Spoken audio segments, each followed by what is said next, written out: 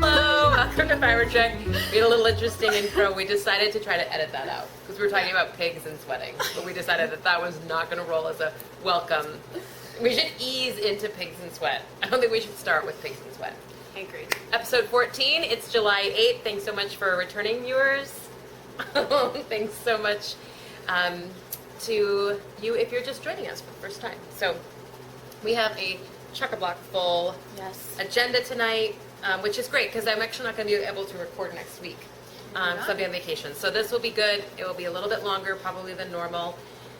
And we are going to have the welcome like I typically do. We're going to have works in progress, finished objects, spinning, acquisitions and discoveries, exclamation point, good God. Megafauna mini minute with Morgan. Megafauna mini minute with Morgan. And a Textiles in Time mini with me. Mini me, Sarah. Then we're going to do, I love how I'm like looking, a fiber trek and a fond farewell.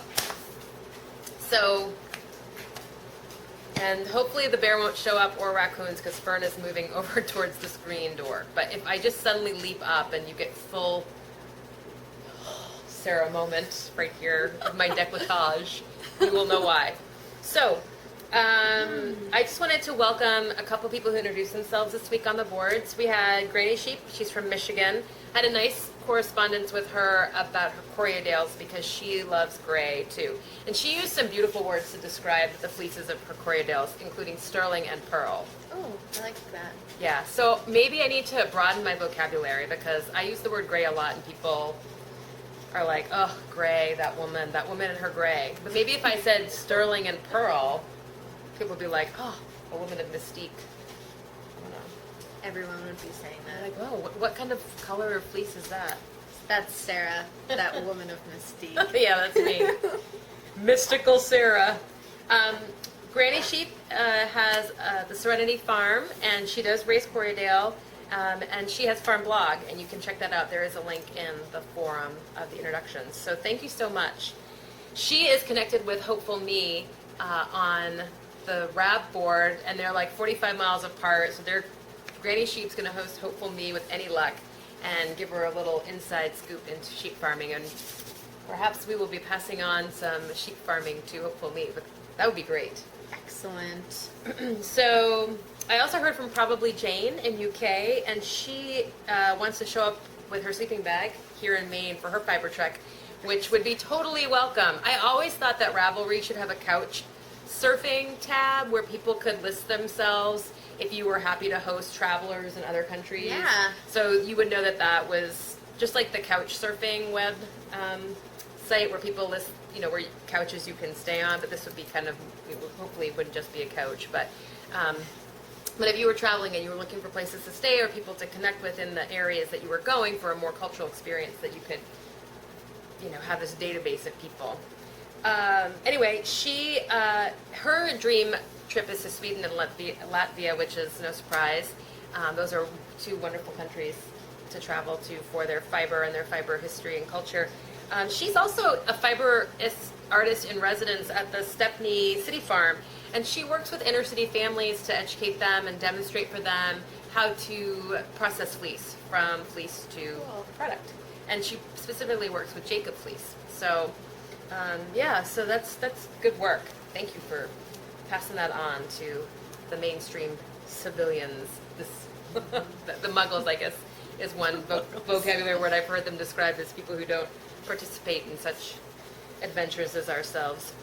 But there's been a lot of conversations and connection, and I really appreciate a number of people who've reached out to me.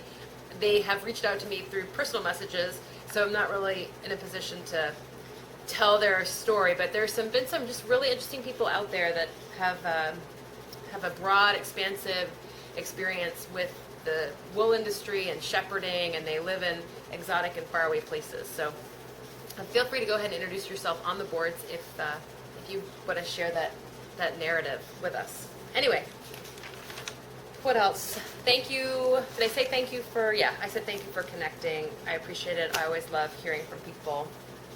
We're going to get Morgan on the boards. Yes. I'm going to take one more step into Ravelry Yes. and actually post some photos of my projects and make some friends. Make some friends. I've started. Comment. I haven't commented yet because, of course, I was about to comment today, and then I was like, well, then they can click on my name and they can see me, and they see I have no photos. We're and not really no worried about the description. I photos. have no nothing. It's this. But there was nothing even to read, and the photo isn't even of me, and I was like, well, I should add some photos first, and then I'll comment. That's your own. That's That's yeah. that's If how that my makes you mind feel more operates, comfortable, so. then we will support you in that. All right, thank you. Anyway, so I did add some photos. I still have some more I need to do. I need to take pictures of my sweater and the hat that I made my sister. Yep. And that one's going to be a while. I asked her to take a picture of the hat, and she took her selfie, and it was just Not, awful. yeah, that's nice. I'm pretty sure she had the duck face, too, and she was like, I was like, that's not how I We want don't do that to with be." knitwear. Yeah. We really don't. Well, there are some people on Ravelry, though. There's some very interesting and imaginative models, and Yes. we envy them because do. we do not have that style for sure. We had one Oh. photography event Yeah, of you. yeah. Did You we can- talk about that? No, but you can see the result of that on the Gray Meets Gray, I think is the name of the project. It's my Such a Winter's Day sweater. It was awesome. It was a little We tried ridiculous. to recreate these elaborate, staged. Try being the operative word. Yeah. Yeah. It was awesome. We definitely. winner. Sarah struck some poses. And I did some face. You did some yeah. face, some serious, some pretend I'm not here. Yeah, The a snow lot of was this. falling. A lot of reaching for random things. Yeah, but that's what they do. I wanted her to like get the axe with some wood. I did a little. you get the I did a axe? wood shot. You did a wood We did shot. a wood We shot. did a wood shot, and you did a shot with the With Land Rover. with the Land Rover. An amazing shot of you leaning over the Land Rover. That was just silly. The whole event was. Yeah, but we had fun for about 25 minutes. We did, and we're having fun talking about it now. It was worth it. It's documented. Yeah. Nightmare. She knits around on Ravelry. Swensty on Ravelry. Yeah. We digress. So we can probably go right into works in progress and finished objects. Okay. The clock is going to chime 9. Bear with us. So, my husband has a finished object. He finished the Hunter Socks by Freshly Fibers. It's a free pattern on Rav. Here they are. This is a Jacob Lincoln 30 ply from Ross Farm Fibers. You can find them on Etsy. And they do a lot of conservation breed yarns. I also follow them on Instagram, which is a ton of fun. But here they are. So worsted weight. He did these on a size 5 or a 3.75 millimeter.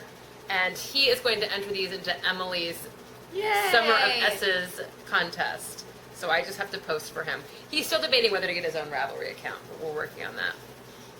So Rob has a finished object, and he's already cast on his second. He's going to do a pair of half mitts, and he's working with Imperial yarn for the cuffs right now.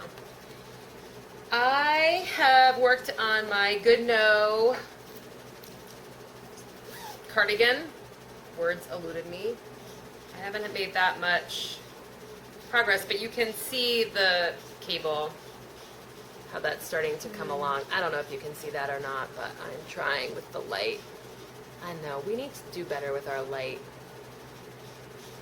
Anyway, this is Northern Solstice Alpaca Farm, 90% alpaca, 10% bamboo. I'm doing it on a US 7, 4.5 millimeters. It's by Bonnie Sennett, Blue Peninsula Designs. I cast on stocking. And it looks great. I know. This is I stone- know, it's the worst when things look amazing. Well, I meant more like, I'm not really a stocking knitter. And so it's hard for me to like, that was not the comment I meant to make about, I know You're it's not- so great.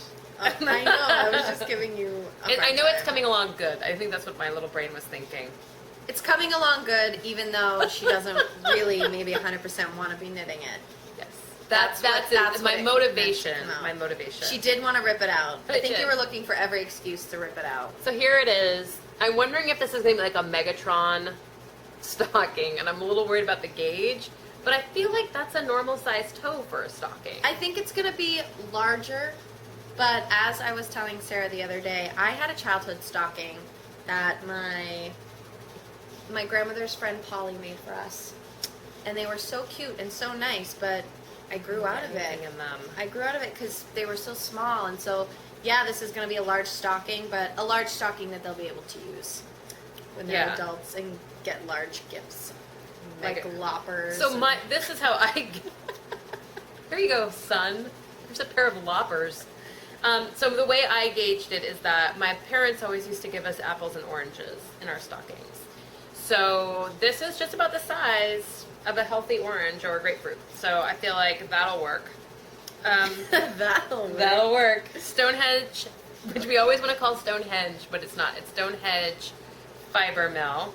And this is I believe it's a merino-based yarn. I don't remember the name of the colors. I'm doing it on a US 5, 3.75. I have it in my Bling Your String Highlands on the Fly bag, which was the exclusive bag. And then this, that's it. I'm thinking about casting on, and I need to keep saying this out loud and to the universe. Until it happens? Yes.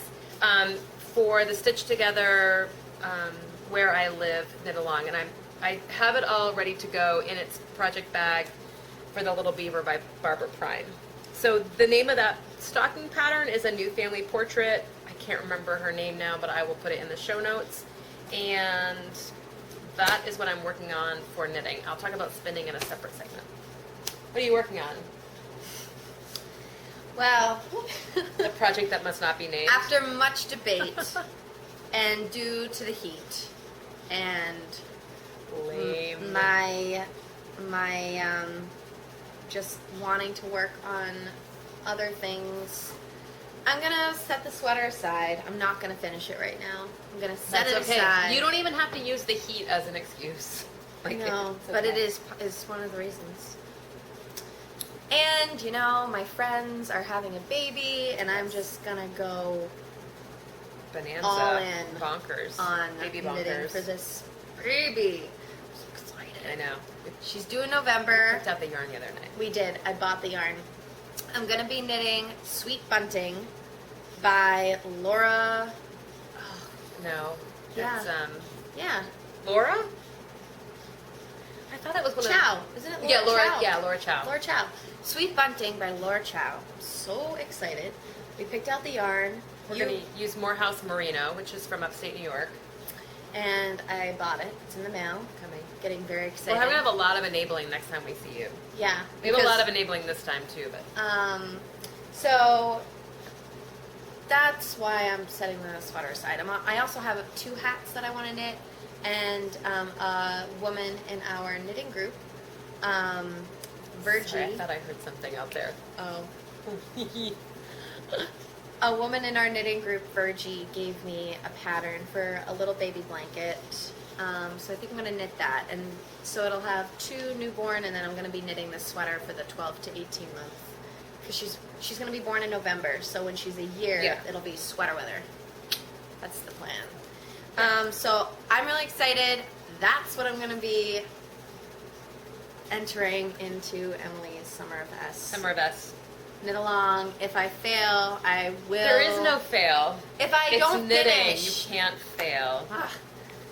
That's the beauty of that. There's no Yoda term here. If I don't finish, there is no try. There's only 2. If I don't finish, I will be entering the Piper's Journey that I knit my mom. That she loved. You should anyway. She loved it. Good. And you're casting on another Piper's Journey. I'm going to cast on another Piper's Journey in the twig colorway. Do you have it? I do. I have the colorway. I have the colorway. I have the yarn. This is the twig colorway in Chickadee, and it's a little bit more rosy brown. Yeah. It's a little bit more sandy, like dusky brown. So I'm gonna knit that for myself. Yay. Yay for presents for yourself. Always. I think everything I knit for is for me. So at the moment, not knitting anything, but very close. Yeah, that's all right. It's great. The other thing I wanted to talk about in this segment before I do spinning is that there was a question about my felt ornaments, which sample of one if you didn't get to see last week. So I make these every year. I have different themes. And I basically, what I do is I cut out shapes in felt. So there's two sides. And then I decorate, I usually only decorate one side. And I do embroidery and beads, and I literally just, the embroidery came later in the development of my skill. But I just use a lot of vintage buttons from my grandmother's button collection, and I literally take just simple needle and thread, and I stitch beads down, and they take me, I've gotten a little bit quicker as I've, again, progressed with my skill, but they take me a while to do, because I do all the placement. I don't know why I get futzed up on the placement. I'm always like, oh, I want this there. I use tweezers, and I put everything out, and I figure out where I want it. And then I blanket stitch them together, and then as I blanket stitch it, I stuff it. I stuff mine with wool from my Icelandic sheet that's been washed. I just feel like it has a better chutzpah to how it holds the shape. So this is just two pieces. So I cut out two pieces on the felt. I do birds, and the birds I cut the pieces. You can see there's two. And then those get blanket stitched together. And then I have a little wing that I cut out, and then I don't blanket stitch the wing down. I don't have any finished objects because I've given them all away. But I usually put a button right here, and then I stitch beads and embroider on this, but I don't blanket stitch around that. And then I just blanket stitch around those two, stuff it, and it's ready to go. So I do birds, and I do hearts, I do stars. I have a star. You have a I star. love it. And then last year, my These are theme so was cute. these Martishka dolls. And these are a little different because there's a number of pieces. So the aprons are their own piece. I cut the faces, the hair, and then I cut a piece of fabric, and I glue this down. And then I hand stitch all of this. So this all gets blanket stitched, and I do eyes and a little mouth. And then I put little bits and pieces in their hair, and when I blanket stitch, I try to make it look like braids. And then I hand embroider a design onto their aprons, blanket stitch this down to this, and then blanket stitch it closed. So these are really fun because you can do lots of different color combinations. So like I have this beautiful green one. And I don't glue the aprons down, I just glue down the face and the fabric kerchief. And that, and it's great for using up scraps of yarn. And material. And that's what I meant, material, sorry. So anyway, it's really basic. This one doesn't have an apron. It's really basic, and basically you need to know how to blanket stitch, and then everything else is literally like you sew a button on, you just catch the bead and go through the felt. The Martishka dolls are a little bit more intensive because you got a little bit more cutting to do, but again, it's all the stitching I do to secure everything is blanket stitch. And then all the embroidery I do is basically chain stitch and satin stitch or French knots. So you can make it as easy or as, complicated isn't the word I'm looking for, as intricate as you'd like. So that's the felt ornaments, very quick tutorial. As I progress through those, I'll show you them in varying stages of doneness. So I have some spinning. Morgan will tell you a little bit about her spinning extravaganza. I have to kind of cross-pollinate here with enabling acquisitions and discoveries. I received a really epic package in the mail. The same day that I saw a bear, a sow with two cubs, which I thought was auspicious. But anyway, for Tour de Fleece, which a number of people are participating in, which is kind of a spin along with the Tour de France, with people with varying goals. I'm not spinning for a team or anything, I'm just spinning to spin. I decided to spin this series of fibers that was sent to me. I'll talk a little bit more about later. Anyway, the first fiber I picked to spin was the woodland, white-faced woodland, and this is a breed of sheep. It's a conservation breed of sheep from the south end of the English Pennine Mountains, and it was nearly extinct in the 1970s. It was primarily bred for meat, and so there wasn't much attention paid to the fleeces. And the fleeces can vary as far as the consistency of the fiber is concerned. It is considered to have one of the softest, finest of the hill breeds, the fiber of the hill breeds. And what I found with this was that it spun very similar to a combed Icelandic. It felt like it was comb top. It spun like butter. I really loved it. It was a long wool, but it's definitely a strong wool, and and I spun it worsted, and so it's going to have a lot of strength and tensile quality to it. So I spun that. It's an ounce, and I'm going to apply it into two ply. And then I spun something called a gray Suffolk. And when I looked this up, all of this information came from the Fleece and Fiber source book. I looked this up under Suffolk because I'm spinning this and it did not feel like a down breed. Suffolks are a down breed. Means they have a very blocky, spongy, shorter staple fiber with lots of crib structure in it. And this fiber felt more like Romney kind of long wool, long staple fleece. And you can kind of see that almost hair like drapey, BFLE long wool. So I looked it up, and it did mention in the Fleece and Fiber source book this what's called a gray Suffolk, and they were not able to make a definitive connection to where this particular descriptor came from. But it is not really representative of what Suffolk wool would be. Hand spinners really enjoy this. It's a wonderful fleece to spin. I'm spinning it worsted.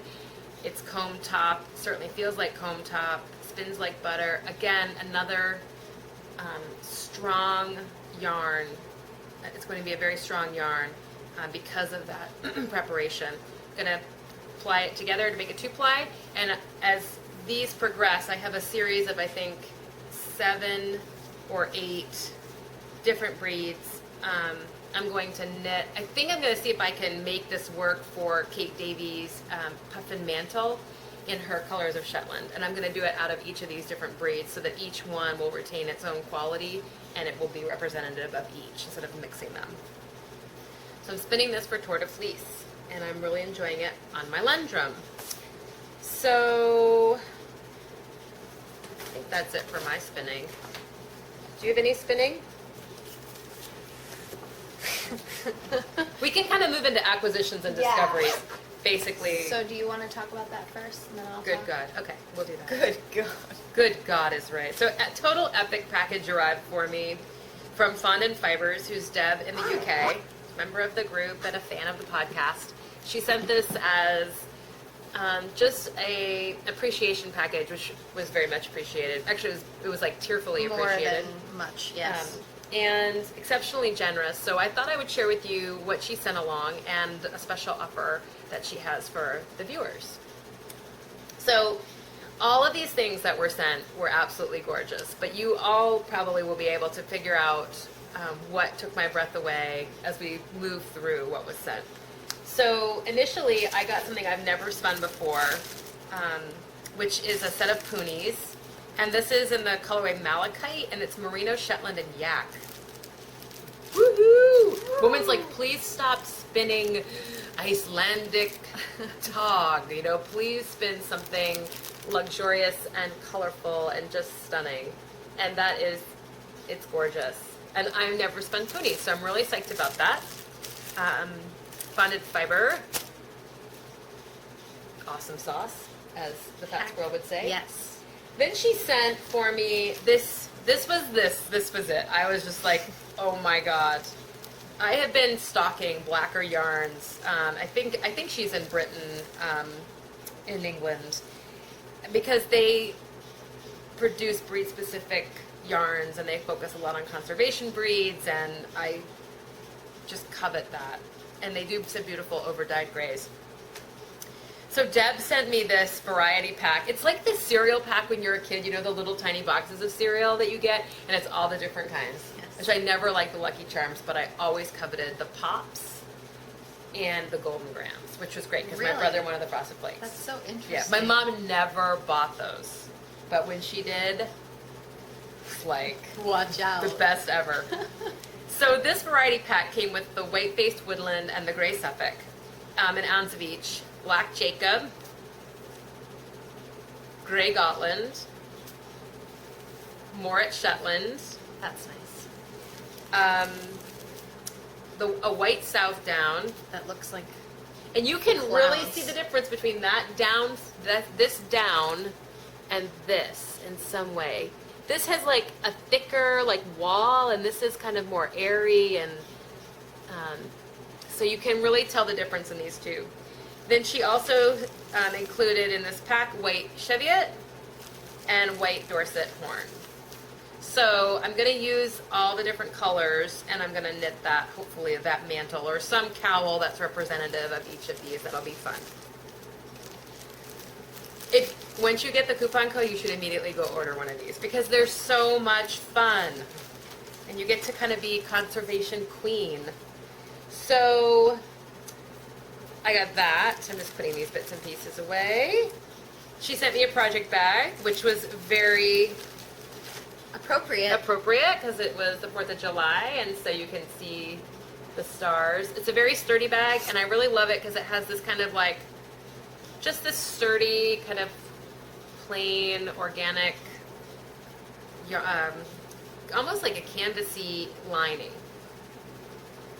And then, because I wasn't able to go to Scotland this year, she took a little pity on me, and she sent me this very cherished, treasured possession, which was her own stash of Shetland fleece that's been prepared by herself. It's been through the drum carter once, and so I'll need to sort myself out with it and figure out what I'm going to do.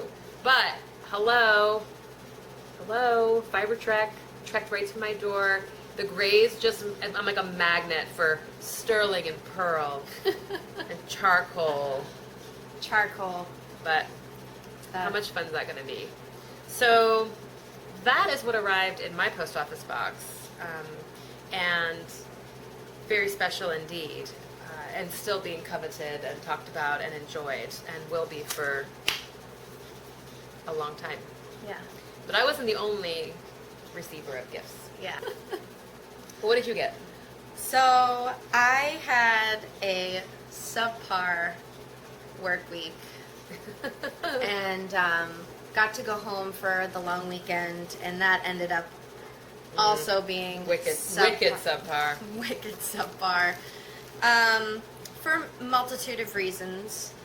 But Sarah, I get a text message from Sarah saying that I had something was for me in the package. Very thoughtful. And it was so thoughtful. And I can't get over I feel like it. Deb and I had like some ulterior motive here because big things are going to happen Big now that things she are got about this to gift. happen. So this is what Deb sent.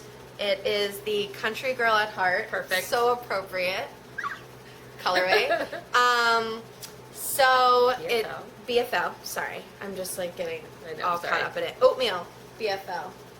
So overdyed, and which is what I tend to like. Fireworks. The neighbors are doing fireworks. And it was for me.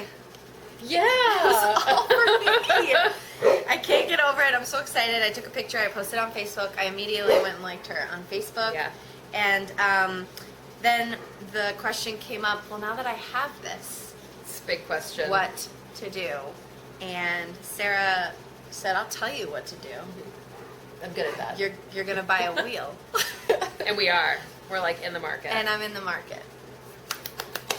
So, I mean, just think, one little shipment and we've catapulted another poor, unsuspecting human into the world of spinning and fiber. Yeah. So, I'm really looking forward to it. I'm so excited.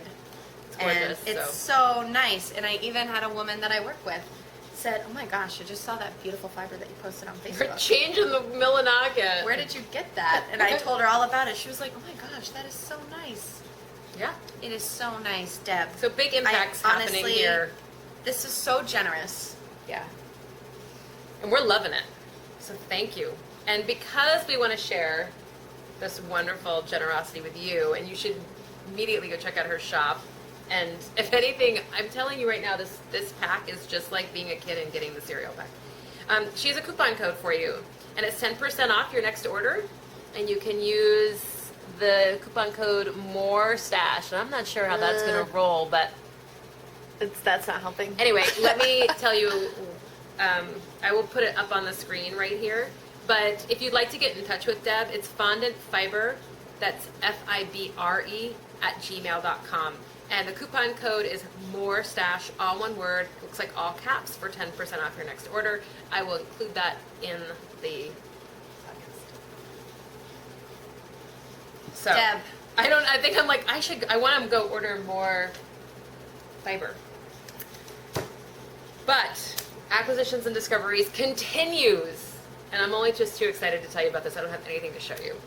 But I ordered yarn from Faro. And who doesn't want to say that out loud over and over again? Jumping up and down and screaming. For the both of us. Yeah, for the both of us. So we bit the bullet and we ordered yarn from Faro based on Essie Hepworth's gorgeous Vedbeck shawl. Oh my God, the Island Wool Knit-Along. I did not draw for the Island Wool Knit-Along. We're going to have to do that. Oh my gosh. Oh my God. I may have to add that as a separate segment at the very end. Okay. Oh my gosh. So anyway, God. So The drama. I know. So Faroese yarn is coming to Maine. Faro is located in the North Atlantic.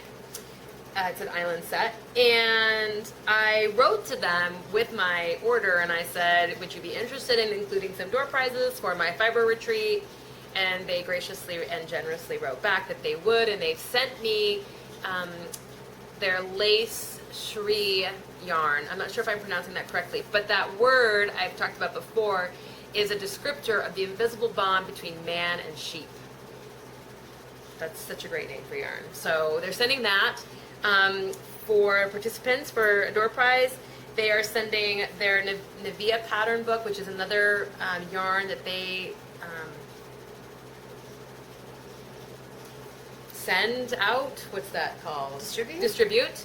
And they're also sending postcards for each of the goodie bags. So I heard about them through Ginger Twist Studios, who is a yarn store in Edinburgh, because she carries the Navia yarn. So that's kind of how I made all of this come together. And then Essie Hepworth with her gorgeous yarns and pushed me even further into wanting to bring this into my stash. Faroese shawls are an ancient, double-coated breed. Who doesn't love the word ancient? Shri, Faro, it's all there. Come in a variety of colors. Their outer coat can be up to 16 inches long. They've been around for thousands, about 1,000 years of history. Bring it on. So that's coming to Maine. I feel disorganized So this week. exciting. Well, you know how my week went. I so know. I'm just Sorry about that. We're just kind of like. So that is it for acquisitions and discoveries, and that should be it because that was out of the world craziness. Okay, how are we doing? We're doing good. We're pushing 36, so let's do Mega Fun and Mini Minute with Morgan. You sure? We Yep. can wait if you want to do, because you haven't done Textiles in Time in a while. Well, my Textiles in Time is related to the 4th of July, which just passed. So then why don't we just do that? Okay, we're going to do Textiles in Time. We're going to let go of the Mega Fun and Mini Minute with Morgan. It's totally So many fine. times can I say that in one 30-second period? She's putting together a 3-part series on wolves. Which is probably going to turn into more. Probably. There's just so much to know. It's so interesting. Yeah. And I'm sorry for any of you who have sensory overload with wolves and it's like not a big deal anymore, but it's a big deal to us. Yeah.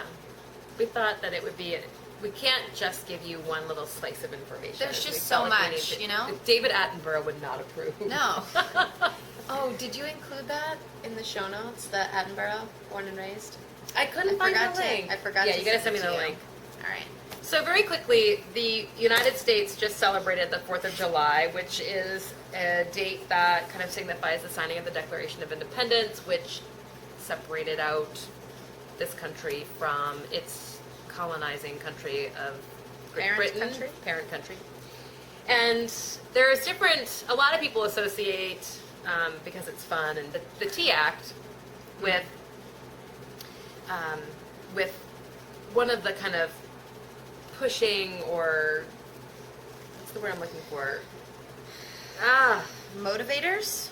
Yes. Anyway, one of the crucial Driving? impetuses for Influences? I don't know. I'm just going to the colonists to kind of rebel. But in effect, one of the major angering acts, aside from the Tea Act and the Stamp Act, was the Wool Act of 1699. I received a little newsletter from a local knitting group, and this was included in that, so I thought I would pass it along to you. The English Parliament passed in 1699 the Wool Act, which prevented colonists from exporting wool and woolen yarn, wool cloth to any location outside its own colony where it was produced. So, for example, if you were living in Massachusetts and your cousin lived in Rhode Island, it was illegal to take your yarn and sell it to her in Rhode Island. Which can be very infuriating. Seriously. So you could be jailed for that. And it also prohibited the import of wool from any area outside the British Empire. And this really pushed Americans to export their wool and their woolen goods back to Britain, where British processors and merchants kind of capitalized on that profit, and selling it to markets and even exporting it back to colonies. So a Virginia customer who wanted something from Massachusetts, or Massachusetts-made wools or woolens, had to import it from England, which was kind of redundant, ridiculous. One of the outcomes of this Wool Act was actually the increase in the flax and the hemp business, and turned Maine into a robust linen producer. Flax is what linen is made out of. So that was one of the kind of the spin-offs, shifting to plant fibers and their growth. So that Wool Act was very slightly stifling in some ways until, of course, become our own country, and we let go of our ties to, or our political tie. It's hard to use that word too, because we're highly politically tied, but I guess our sovereignty tie to Great Britain. So anyway, that's just a mini textiles minute that I thought I would share with you, that when we think about history, we can usually use a resource to tell a story. I do that a lot when I taught U.S. history, is I would talk about tea, and I'd bring tea in, and kids would drink tea, and we would talk about how tea changes the world, or how wool can change the world, how these resources, and grow the bigger global vision from there. Anyway, Fiber Trek. I'm trying to get iTunes going and organized. I don't know why I threw that in the Fiber Trek section. Oh my God, I want to put red hot pokers in my eyes. But I just heard Emily of the Fibertown podcast talk about Hipcast. So I'm going to be going over there tomorrow evening and seeing if I can get myself organized on Hipcast so I can have an iTunes feed, etc.